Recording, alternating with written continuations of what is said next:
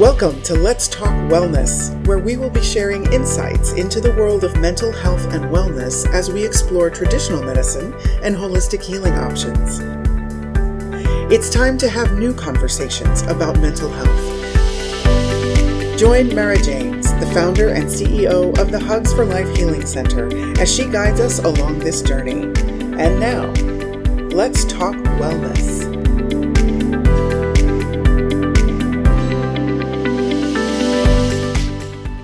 Welcome to Let's Talk Wellness. I'm your host, Mara James, and I want to say thank you for joining us for today's conversation. During Let's Talk Wellness, we focus on healing, understanding, growth, and spirituality. This is part of the Hugs for Life Healing Center, a subsidiary of the nonprofit called Extraordinary Lives Foundation, where we're devoted to supporting mental health awareness and providing resources for children and their families. As the founder of these organizations, I have the great joy of collaborating with an amazing team to help bring healing to children and families around the world. You can find out all of our information at elfempowers.org, and you can find the link in the show information. Now, let's talk wellness with today's guest, Dr. Massiel Perez-Calhoun. Dr. Perez-Calhoun is a professor of the School of Education at the University of Massachusetts Global. She's the newest ELF board member and mother of 4-year-old daughter, Clark. Welcome, Massiel. Thank you for having me. It's so great to have you here today. So can you share with us why you decided to go into this field and a little bit about your background? Of course. Well, I'm an educator, and my dissertation, a dissertation for those of you who don't know, is basically like your thesis in a master's program. This was for my doctorate program. My dissertation was on workplace wellness programs and barriers to participation. Wow. So why are we struggling to implement any type of health, wellness, self-care, mental health tools in our daily routine? And what are those barriers? And so when I realized that there's a lot of barriers and we need to break down those barriers, and a lot of that is tied to stigmas, I decided to be an advocate for my own health, wellness, and self-care journey, and then also to bring on my daughter. And then it just became a life commitment now. And here I am. Wow, that's amazing. And so when you were going to school, did you have any idea that you were going to go into this field? You know, I kind of didn't. I was an athlete growing up. So working out and eating well, even stretching and meditating was the thing back then. We didn't call it meditating and yoga, right? But we were doing it. And so fast forward as an adult, I maintained my journey with health and wellness. But what I learned later in life was to tie in this new idea of self-care and balance. You know, life balance, work balance, family balance, your health balance. And so my journey has been very interesting because I used to be very strict and rigid. And now it's more fluid and flexible and welcoming and self-accepting, which brings a whole different mental fitness, you know, to your daily self and who you are. Right. So let me ask you a question. So growing up, I played sports. Wouldn't know if I was really an athlete, but in college, I rode crew, played volleyball, and we were always go, go, go. We never, we had to stretch a little. We went into the pool to do like the doggy paddle to release lactic acid. But I don't recall any time where we actually slowed down to the extent of what we would call now meditation. So what kind of sports did you play, and how did that really, that meditation come about? So as a child, you're coached. So you do what you're similar to what you said, you're coached by your coaches and you went into the pool to release your lactic acid. But it is go, go, go, go, go for athletes, right? I mean, I remember going to school, changing in the car, going to gymnastics class, there till 7, and then driving home, eating, and going right to bed. And so my mother was very influential in that we would see her, crisscross applesauce and doing her deep breathings and her stretching and stuff like that. And she slowly started to incorporate this kind of like bring it down a notch because we were going full speed ahead. Same thing with swimming. I was a swimmer. And then fast forward, as an adult, I participate in triathlons, and triathlons take up hours of training.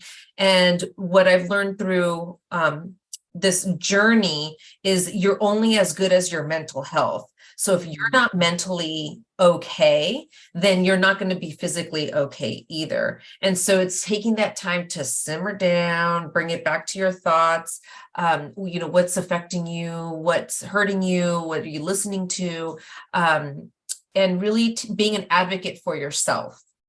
And when you say what you're listening to, are you talking about externally or those internal thoughts? Both. It can be both. You are what you say to yourself. So you can sabotage yourself easily in a day and say, this workout was horrible. I'll give you a perfect example. Excuse me. This morning, I had it on my calendar to work out, and I woke up with little energy. We were at the pool yesterday and it zonked me out. But I just said, it's on my calendar, and I committed. Get on the bike. Fast forward an hour later, I'm done. Right. So mentally, I was telling myself, you committed. Just get on the bike. Just start. 30 minutes. Just start. And then whatever, an hour later. Right. And then, yeah. And then if you decided not to go on it, not feeling guilty and saying it's okay to skip today, just don't skip your next day, workout day. 100%. And don't beat yourself up. Yeah. Right. I love that. And it's interesting. So it was actually your mom. It wasn't any of your coaches that helped you with the mindfulness. Yeah. The coaches were old school coaches. And it was my mom, because she suffers from anxiety. And so she needed to meditate and do back then stretching, now meditation or yoga. But I do remember her also walking, back and forth. So we would laugh because my mom to this day does the same exercise where she goes like this and paces back and forth. Because, she didn't have a gym or any equipment, but it's just, just watching her, it was breathing, it was moving, it was, releasing her energy. And with 5 kids, right, she needed this time to herself. And there we were marching behind her, and just making it a family thing. We lead by example as mothers, as caregivers, as guardians. And so they need to see us doing it. So we saw my mom doing it, and here we are, continuing that. That is so beautiful. So now, as a professor, what is the name of the class that you teach? If I give you the names, they're difficult, but seminar and curriculum and instruction, leadership and strategies, how to conquer the world, curriculum design and implementation. And so that gives me the opportunity with my audience, my teachers, and it allows them to use their audience, their students, to share and put in these practices. Oftentimes they're complaining that they are receiving from leadership, do this, and they don't have time. And so I teach teachers with the curriculum that I'm teaching how to implement in their daily routine, and modeling is huge. That's a teacher term, but modeling what it looks like to practice health, wellness, and self-care in the classroom. So one thing is always a water bottle, always a water. If you don't have it accessible, you won't drink it. So always a water bottle. They drink when you drink is my routine. So if you see me drink, you're going to take a drink too. And you'd be surprised. Here's a little quick example. There was a student in my class back when I was teaching K through 12 who would bring from home a monster. This is a 6th grader. My heart sank when I saw that. And all I had to do was say to him, from now on, no more Monster. You're going to bring a water. If you want to drink that Monster at another class, you can, but not in this class. Well, then fast forward, he talked to his mom about that, and she came to me and she's like, why no Monster? And I'm like, have you read the label? She had no clue what that Monster was doing to him, because he was bringing it to school and I'd get the jittery, hyper kid from this Monster. And it was just that she had lack of awareness. Wow. Right. So I said, replace it with a water. And then we made it a point, kids, we all work so interesting with psychological feeds, what you're reading and perceiving. We had smart water. I'm not endorsing smart water, but the label smart water with the little goldfish was so intriguing to these children. And it just was a thing that all of us drink smart water, and they believed they were getting smarter while being hydrated. Wow. Gee, you know what? That's great branding for smart water, right? That's amazing. And you shared with me last week a name of a program that you taught, Do Well at Being You. Oh, yes. I started, since my dissertation, I started Do Well at Being You, where I go into businesses, organizations, particularly focusing on teachers, though. So school districts. I did it with the Irvine Chamber, talking about health, wellness, and self-care, and how it's subjective to you, and how you need to figure out what you need by listening to your body, your mind, and then again, teaching them how to implement it into their daily lives. And it's a lifestyle. It's a lifestyle to stop and take time for yourself. Wow, this would be great if all teachers can learn self-care when they're going through their education, not only the ones that are blessed to take your class. Absolutely. Absolutely. And I know you, your target audience are educators, so that's who you teach, but it sounds like it's the same thing you can teach to parents. Oh, absolutely. It definitely transfers to parents. And some of my teachers are parents, which is fantastic. Yeah.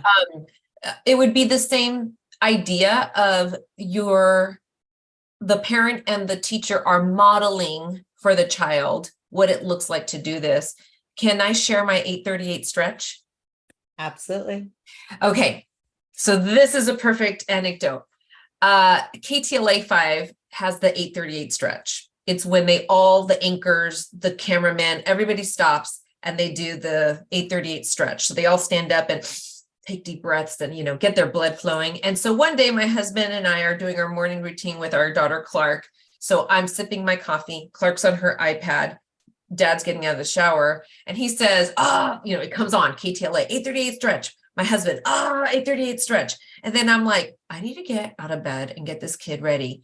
838 stretch. So it got me up. I put my coffee down and there I am stretching. And then Clark, our 4-year-old, is like, I want to stretch, and she starts doing her gymnastics moves. And it just every Saturday morning, 838 stretch. So why not in your classroom or at home with your family, 838 stretch, or, 10:15 stretch, or whatever you want to do. Maybe or a 7:15 stretch on a school day. Yeah. Or, a 6 p.m. stretch down, to bring down the night. Yeah. But, making it a family thing. Like if kids see their guardians doing it, whoever their guardian may be, then they're more likely to do it. I love that monkey see, monkey do. And the fact that your daughter was kind of like feeling left out and wanted to do it, but was doing something positive, not like having a piece of cake or, Absolutely. And I wonder why, I don't know if you know why KTLA chose 8:38 as the time. I mean, on a Saturday, it could have been 9:38. I have no idea. I'd have to Google that to find out. I love that. That is so great. And I just have a vision of you getting Smart Water to donate Smart Waters to all the children, because it promotes, they're going to buy, right? It's great marketing. It's great. I love that. Wow. Okay. So much good stuff. So the teachers, the parents, what else, what other things do you teach to the teachers that can also be carried over to parents? That every self-care practice is subjective and different. And self-care is a huge umbrella of not only health, wellness, and mental health, but really tuning into you and what you need. And it's different for everyone else, and you really got to listen. So for example, I'll give you a medical example. A medical example would be all 3 of my sisters are athletes, and genetically we have high blood pressure. But my mom, my sisters, and I are all on completely different high blood pressure medications. What works for one doesn't work for the other. Same with our workout routines. I like individual workout routines. I can motivate myself. Today I got on my bike, like I said. My sister likes group classes. My other sister likes the Peloton. Private, a coach is telling her what to do. It's the same with your eating habits. We throw out keto, 30-30, low carb, high protein, fasting, all of these diets that are out there, right? If I fast, I will faint. I start to stutter and I pass out. It's not for me. I can't even fast 3 hours, it's just not for me. So think of self-care for everyone is different. Whether you meditate, whether you do yoga, whether you do deep breathing, whatever works for you, it's different for everyone. And the length. We've, in my talks, it's come out that meditating is a practice that you build up. So you start with 3 minutes, then you go to 5, then you go to 15, then you keep going, because it's calming the mind and the brain. So it's going to be different for every person, and it's very subjective. So what I tell the families is, what does your family need? Do you guys need quiet time after dinner? Do you guys need to have no iPads, no technology, and a 15-minute conversation? How was your day? Do you go for a 15-minute walk after dinner together around the block? What does your practice look like in your home? Do you have a Bible session where you go to church and you spirituality, and you do something like that? Do you cook together? What is it that you work out together? What is it that you do that your family needs? I love that. And then for teachers in particular, when when a child's going through something at home, and sometimes the teachers know about it, sometimes they don't, but what they don't, I think that, I don't know, but I'm assuming that a teacher can kind of feel that that child's a little off. Let's say, God forbid, there's a divorce, there's an earthquake, whatever's going on. What do you suggest for those teachers? So I always say that the dynamic of a teacher, the child, and the parent is it's a triangle, and there constantly has to be communication. And let me tell you how powerful the parent to student to teacher relationship is. My cousin is a lawyer.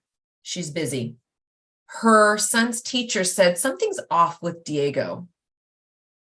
It ended up being brain cancer. And he had multiple surgeries. He's now left with a little bit of a facial issue, but he's still alive. Had it not been for the teacher being aware of Diego, he was acting funny, skipping a beat, something was fishy, and mom didn't catch it, probably too busy.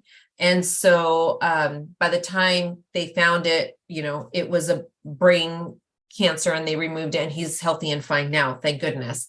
But had she not said something, things happen. And you're really on point when you said, a divorce, a death. In my daughter's classroom, one of the little girls lost her fish, and she came to school, couldn't get over it. So how they managed that was the whole school decided to talk about pets, and sometimes they die, and that they're still in our hearts and we still can talk to them, right? So it was very interesting, but at a young age, death can be big. It was her little fish. What if in a family I'm talking about this because it's literally happening in our circle. A mother had to go to rehab for 3 weeks and leave her 5-year-old. I mean, what do you think that little girl is going through, and how her whole family dynamic has shifted, and dad doesn't live here, and suddenly dad is here taking care of her for 3 weeks. Oof. It's just mind-boggling. Yeah, out of control. And it's an issue that grandparents are coming in to support. It's a process, and what that family needs right now is support. And continuity. There's a lot of changes. Let's get her. I'll give her a piggy bear, by the way. But now, so question before we take our break with the teachers: is it asking too much for the teachers to recognize what's going on with their kids, or is it something that's so apparent that it just happens naturally? Okay, well, hold on. Some teachers can pick up on it, and some teachers don't or choose not to. I would say in general, most teachers are in the profession because they care about their children and their students, right? But I've known a few who I'm like, how did you not, see the red flags? What? Yeah. But most of the time, the teachers can pick up on what their students need. So, for example, some kids have military families and suddenly their fathers are deployed or their mothers are deployed.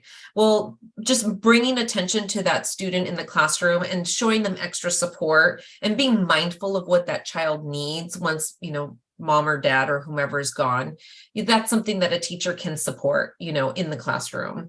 Another one is if a death in the family or a divorce. A divorce can be sudden for some, and it's very traumatic for some. So learning how to manage, okay, well, now we have dad picking you up today, and then tomorrow mom's going to pick you up, and just treating that scenario with respect for the child and keeping their mental health in the center of what that child needs. Beautiful. So we're going to take a brief break. And when we come back, Dr. Massiel will share with us how giving students and parents tools to teach them positive mental health skills. So wait 1 minute, we'll be right back.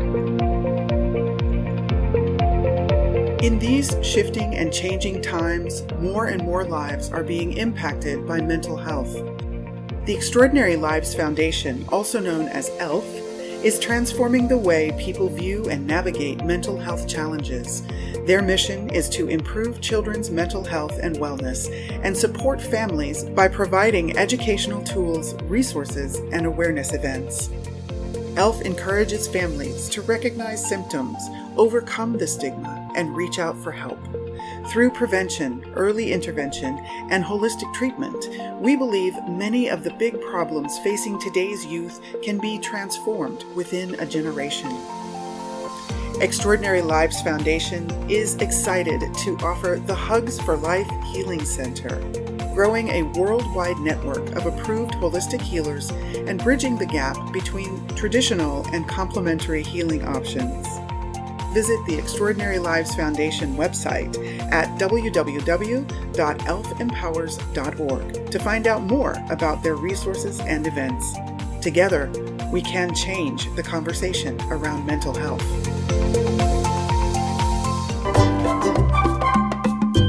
We hope that you're enjoying today's Let's Talk Wellness podcast.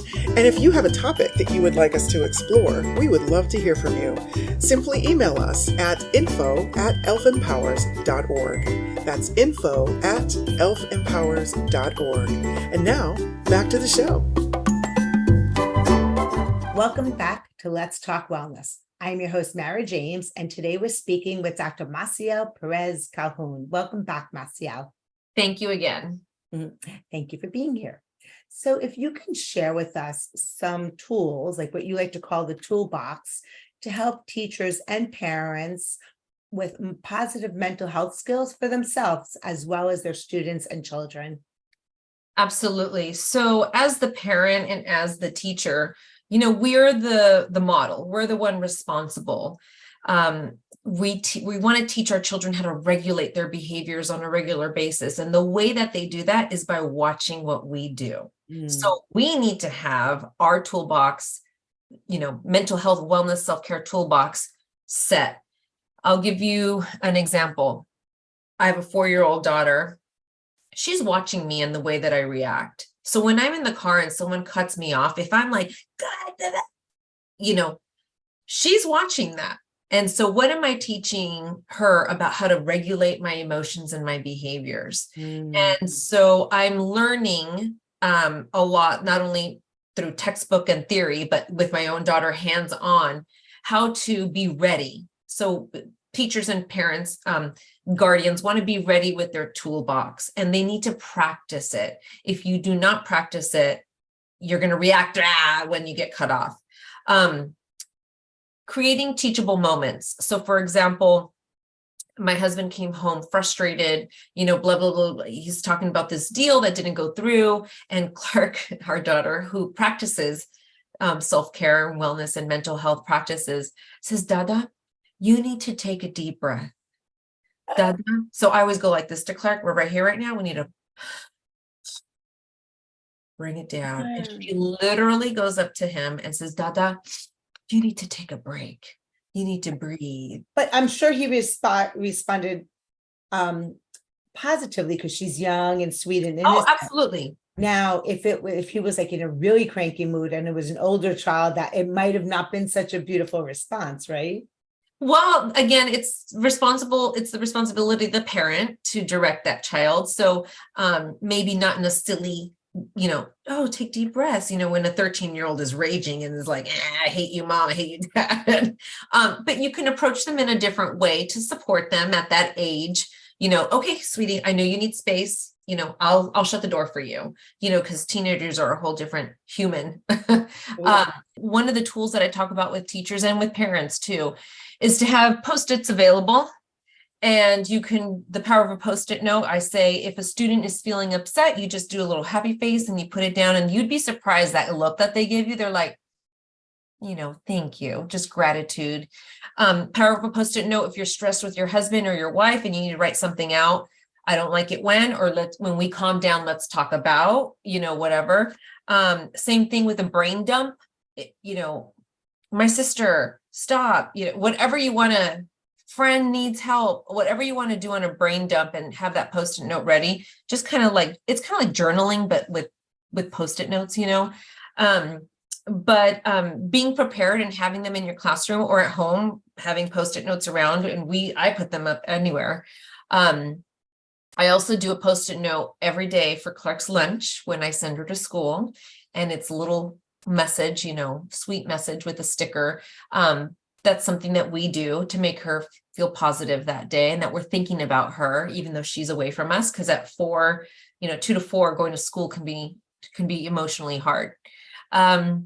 Another tool is, like I mentioned, is having the water bottles ready always. And when you drink, your kids will drink. Clark always has a water bottle in the car, and she likes ice, so I put ice in it.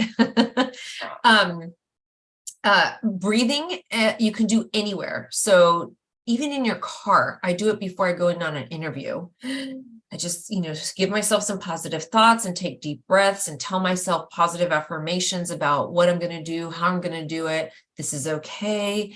And just bring my anxiety down and calm down, because interviews can be stressful.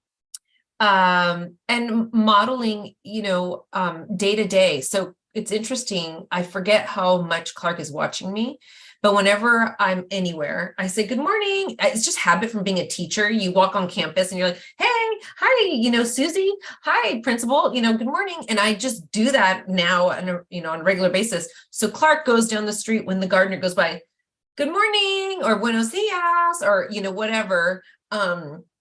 Excuse me. We get food delivered, and she'll say, hi, how are you? Come on in. And she lets them in, but she's watching the way I'm treating people, showing empathy and compassion and being respectful and mindful, showing even equity in the way that I teach, the way that I treat people. I'm not demeaning, I'm not disrespectful. Even the way they're watching you when you're at a restaurant and your order comes up incorrectly. Am I going to say, I asked for no dressing, or why is there dressing on my salad? She's watching me nonstop. So it's important for me to model for her, what being calm looks like. Right. And being in that moment and remembering it, I think, is the hardest thing. So, and, unfortunately, they're just parents, for whatever's going on at home. It's, that the children aren't being modeled that way. What do you suggest then? I don't know if the school really has the bandwidth to teach them that. And of course, that's one of our goals with Piggy Bear and the TV series. But what do you suggest? Is there hope? Well, you, Mara, and the Power of Piggy Bear are bringing hope to schools around South Orange County and beyond, with your curriculum that you have for Piggy Bear. What you've developed is not only robust, it's comprehensible.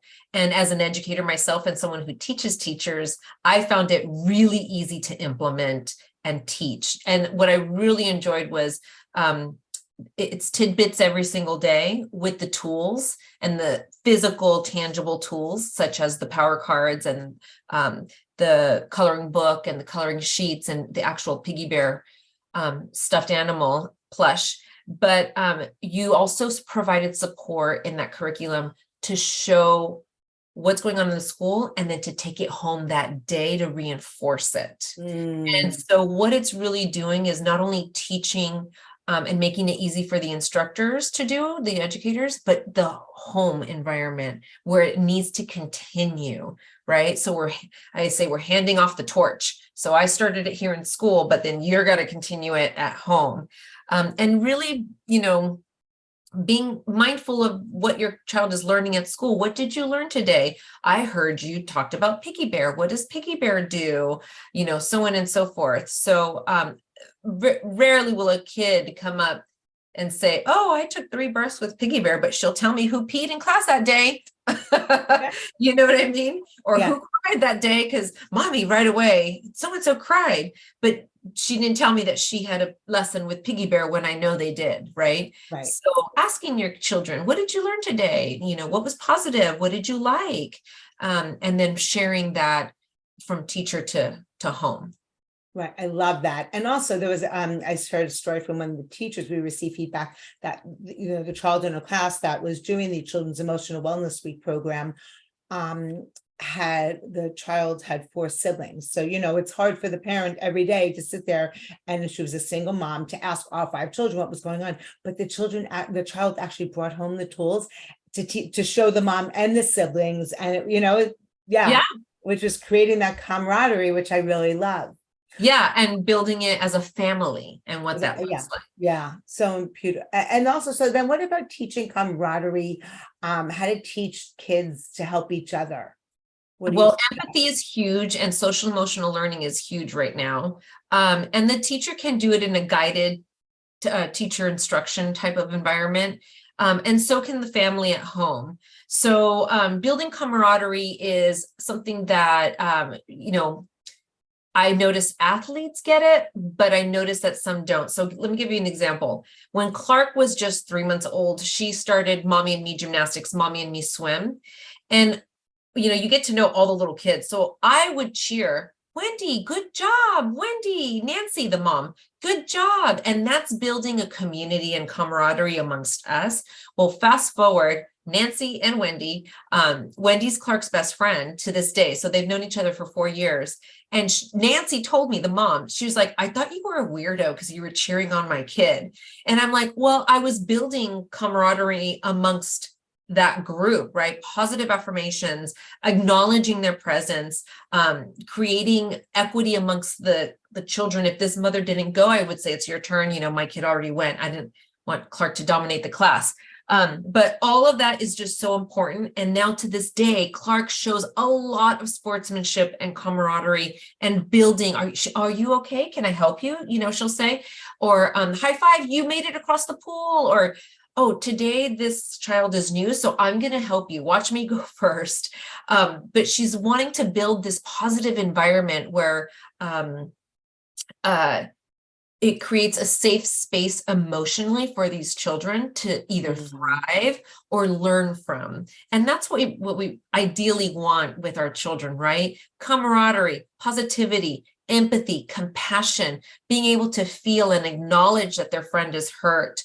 And that is also taught. Empathy is a very hard thing to teach. And that is taught through what they see with us. Right. It definitely, it starts, of course, with the parents and teachers, like having our cup full, because if we're not happy-go-lucky, we can't teach it, right? We can only teach somebody something if we know it. And, sometimes parents get competitive, and that's their own, ego and their own issues. But when someone's so confident and, secure that they have their cup filled, then they could roll it over to others. It overflows. Yep. Yeah, I love that. And it definitely takes all of us coming together to make that happen. Yeah. Is there anything we haven't discussed here that you would love to share with teachers, parents, caregivers that are watching and listening? Yeah, one of the things about health, wellness, and self-care and taking care of your mental health is making it sustainable. what I mean by that is not just today and this week and this month. It's a lifelong journey that you have to accept and say to yourself, I'm going to take care of me so I can then better take care of my family, or be happy at work, or leave this job and take a career shift. Sometimes you have to make these big decisions, but it's a lifelong commitment to you and your mental health. And then that will overflow to your child and your family. And the biggest takeaway I would say is, number one, accept that you're going to go on this lifelong journey. Do it in baby steps and incrementally, because you don't want it to suddenly disappear. This has to be a lifelong journey, and you will evolve and change. One mindful thing that I do when I'm teaching is close your eyes and think of who you were when you were 20. What were you wearing? Who were you hanging out with? What car were you driving? Where did you work? What music were you listening to? Fast forward, 30. Who were you with? Who were your friends? Did you travel? Did you meet someone special? Even the bad things. Did you get a divorce? Did you lose a child? Fast forward to 35, and fast forward to 40 and 45. So who I was when I was 20, I laugh at now, and that is not who I am today. But understanding that we are evolving and growing with the education that we learn and the environments and experiences that we learn, and we're becoming a better self, right? So it's a lifelong journey is what I would tell you, and make it sustainable. Yeah, I love that. It's like people say, like, the goal is not to get to the other side of the dance floor, it's to enjoy the dance, and life is kind of enjoying each step of the way, the good, the bad. Yep. The That's ups and downs. right. And what is the best way for people to get in touch with you? My handle is at @dowellatbeingyou on Instagram and on Facebook. So at @dowellatbeingyou. I love that. And we'll put that in the show information also. Dr. Massiel, it's been such a pleasure having you. To you and all of our friends listening and watching out there, you are amazing. Yes, we are. Thank you. Thank you for joining us for this episode of Let's Talk Wellness. This podcast has been brought to you by the Hugs for Life Healing Center, a division of the Extraordinary Lives Foundation, a 501c3 nonprofit organization. If you would like to listen to more conversations like this, we invite you to subscribe to our mailing list at www.elfempowers.org to be notified when our weekly episodes are published. Thank you for joining us, and we look forward to bringing you our next conversation on Let's Talk Wellness.